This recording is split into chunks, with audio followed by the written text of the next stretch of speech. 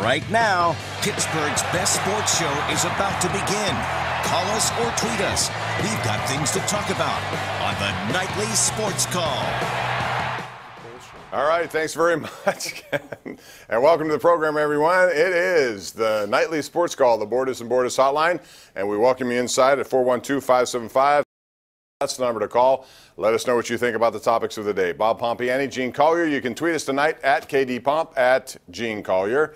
And we begin with the news that came out after the game. It was very ironic because last year at this time, not at this time, but when they played Kansas City, it was after the game that there was drama, and it involved Antonio Brown with a Facebook Live post in their locker room as Mike Tomlin is addressing the team, looking forward to a trip to New England. Well, this time it's Martavis Bryant, who, according to Ian Rappaport, demanded to be traded, which he denied today. His girlfriend did take to Twitter and kind of confirmed it. Then she deleted the tweet, which goes to show you that you really can't tweet a lot these days without people finding out about it, I suppose. That's the lesson learned. But Gene Collier of the Post-Gazette, I mean, this is, to me, as I said before, I think this is rooted in frustration. I think Roethlisberger's been frustrated. I think Antonio Brown was frustrated by being missed when he was wide open, so he throws the Gatorade. Then you see Le'Veon Bell last week call out the game plan. It's a lot of me in sports today. I think we all know that, but it's also a lot of frustration, I think. Yeah, I mean, I think these are all offensive players, and the Steelers' offense has not been what it was supposed to be, what a lot of us thought it would be. But, you know, players have to learn to handle their frustration better than the Steelers have so far. All that said, they're 4-2. They're in first place. They're still on Super Bowl mode, Bob. They are, and as I said on our Facebook Live post just seconds ago, I think this 4-2 is actually not a bad 4-2, and only because I said, you know, you could lose to games to teams that are not very good, and I know people get upset around it around here. We've seen it happen a lot. Chicago Bears, although they beat Baltimore yesterday in Baltimore, we saw it with Jacksonville, up and down team, and yes, you'd like to win those games, but if you had a choice between winning those games and beating Baltimore and Kansas City, which would you choose? And to me, you're going to choose beating the teams that you have tiebreaker advantages over, and that's the AFC opponents. Absolutely, and people seem to think that the Steelers are the only team that ever loses to an inferior opponent. Well, what happened to Kansas City yesterday? They lost to a team they should have beaten. I'm tired of looking at the Chiefs losing to teams they should beat. That's true. This is the NFL. I mean, you know, it's hard to win in that league. It's hard to win on the road. You can get one, you know, more power to it. Look at the people in Atlanta right now. They are beside themselves because they've lost at home to the Bills and the Dolphins. Look at Detroit. They gave up 52 points to New Orleans yesterday. All kinds of problems there. You know, how many other teams have aspirations? The Oakland Raiders were picked by many to win the Super Bowl. Here they are. I know they don't have Derek Carr, but that's what happens, and now they're reeling out of control. I even think New England, you know, they have 2 losses at home. They should have lost to Tampa if Jameis Winston was any good that night and if their field goal kicker could make a kick.